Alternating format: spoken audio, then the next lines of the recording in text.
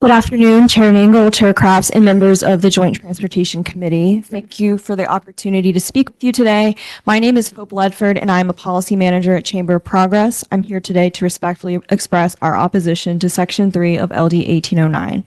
Chamber of Progress is a tech coalition advocating for a progressive, inclusive future for technology with partners like Instacart and DoorDash. However, they do not have a vote or veto over policy positions or statements.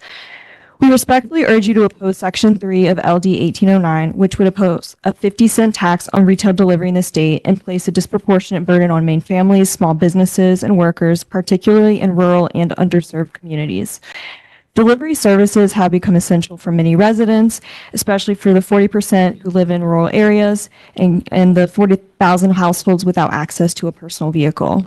For seniors, people with disability or mobility challenges, families facing food insecurity, or those living in a transportation gap, delivery is often the only viable means of accessing groceries, medical prescriptions, and household essentials.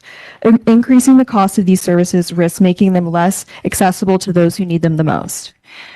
A survey of Colorado residents found that the burden of a 27-cent delivery tax fell hardest on low-income families. Families earning less than $75,000 spent 2 times as much on delivery taxes as families earning over $200,000. Increasing the cost of food and household good deliveries through a delivery tax would further burden Maine families. This tax, as mentioned, would also hurt Maine's businesses, 99.3 of which are small, and restaurants, many of which, as previously mentioned, are struggling to stay open.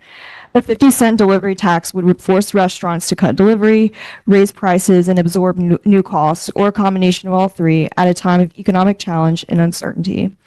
This could mean tens of thousands fewer orders and millions lost in revenue each year.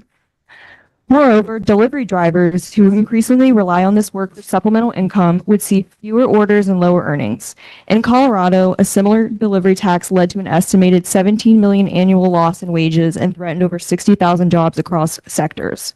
And lastly, from an environmental standpoint, delivery services reduce vehicle miles traveled through route optimization and trip consolidation. In Maine alone, the use of delivery services could reduce nearly 50 million fewer miles driven annually, reducing wear and tear on roadways and decreasing roadway emissions. Discouraging their use could increase emissions and undermine Maine's climate goals. And as also mentioned, enacting a delivery tax would set Maine apart regionally. This year, similar proposals were rejected in Maryland, Connecticut, Indiana, and Boston.